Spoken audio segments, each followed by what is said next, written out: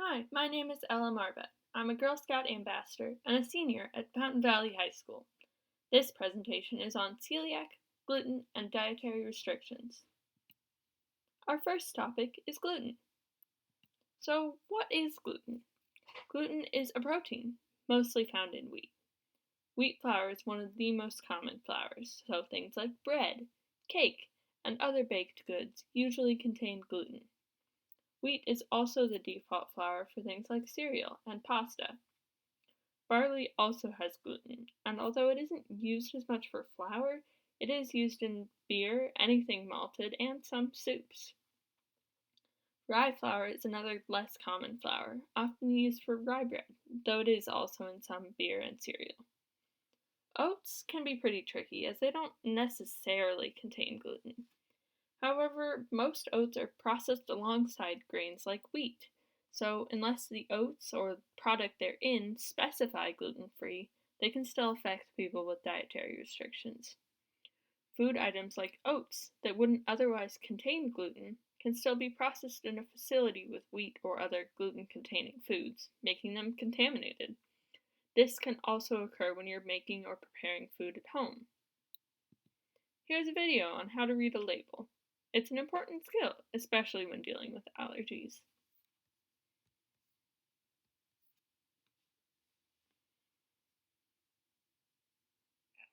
Be aware of gluten in disguise. Gluten goes by many names. Do not be fooled by its tricks. Oh, hey, it's malt. That's what you thought. No! I thought it was gluten all along.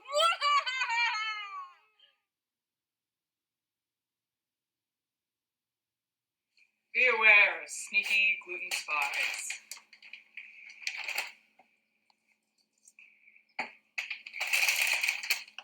This seems good. No! Please, no! Not the may contain wheat!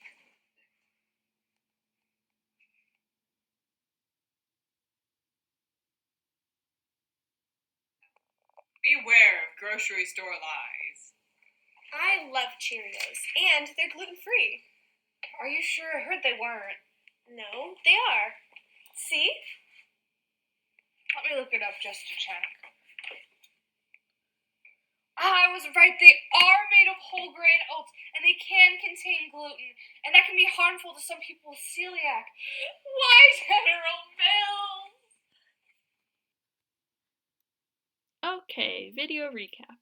The 3 points we went over were gluten in disguise, sneaky gluten spies, and grocery store lies. The first, gluten in disguise, is about ingredients that contain gluten but aren't listed as such. Malt, the example we used in the video, is made with barley most of the time and therefore usually contains gluten. Sneaky gluten spies are when a food only has gluten because it came into contact with it somewhere during the process of making it.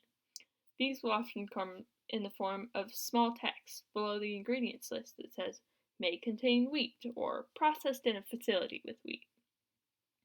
Now, grocery store lies is a little dramatic, but products will often say gluten-free on the front, but still be contaminated. Because they contain only trace amounts of gluten, some people aren't affected by it, but it can still harm others with celiac. Look out for a certified gluten-free label. Those mean the product is pretty reliable. The next topic is celiac. Celiac disease and NCGS, or non-celiac gluten sensitivity, are often confused, but they can be very different. Celiac is an autoimmune disease and genetic, passed down through your family. NCGS is not genetic, and it is an intolerance, not a disease. It can also be improved just by lessening your gluten intake. Celiac, however, requires a completely gluten-free diet. While celiac can trigger symptoms outside of the primary area it affects, NCGS really doesn't. Additionally, the symptoms of NCGS are all temporary, whereas celiac can do permanent damage to your intestines on top of other temporary symptoms.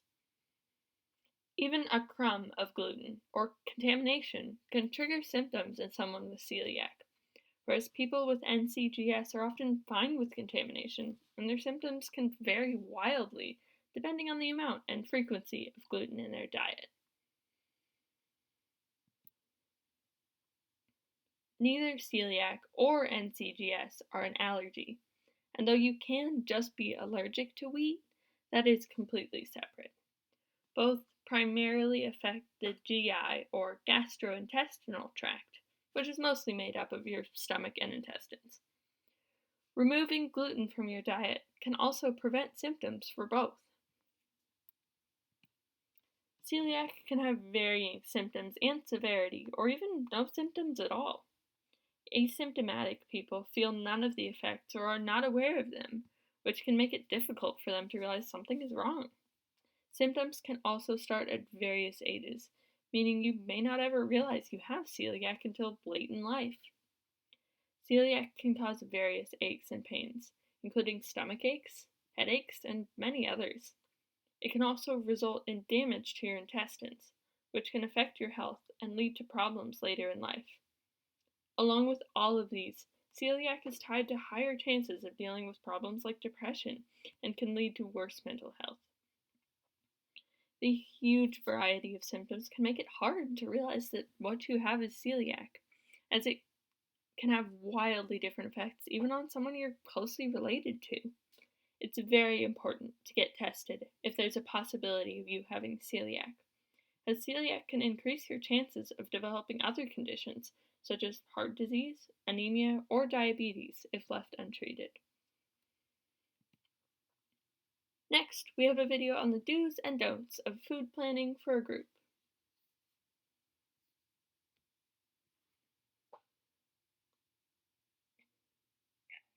Okay, this should be everything for dinner tonight. Now to get started. Wait, this doesn't look gluten-free. No! No, I don't want to go back to the store. Don't realize your product has gluten after we bought it. Do check the label. Oh, sweet, gluten-free.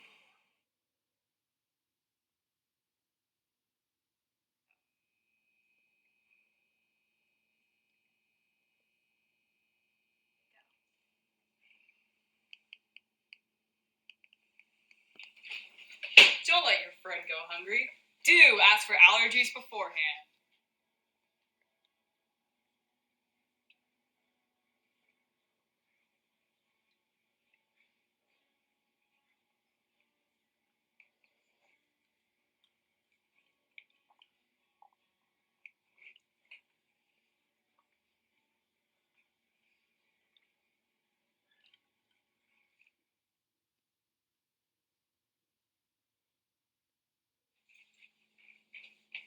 Don't use contaminated equipment. Do clean everything and make accommodations. No!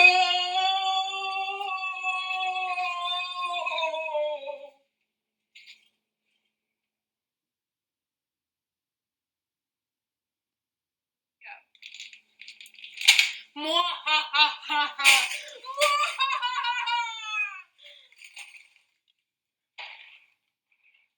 Don't let food touch. Do use separate surfaces and equipment. Okay, make sure you have 2 different pots and nothing touches. Okay, time for our second video recap. There are many ways to avoid gluten and other allergens and to keep food safe for you or for friends and family with dietary restrictions. Checking food labels is a big one. Whether you're at home or out and about, it's always a good idea.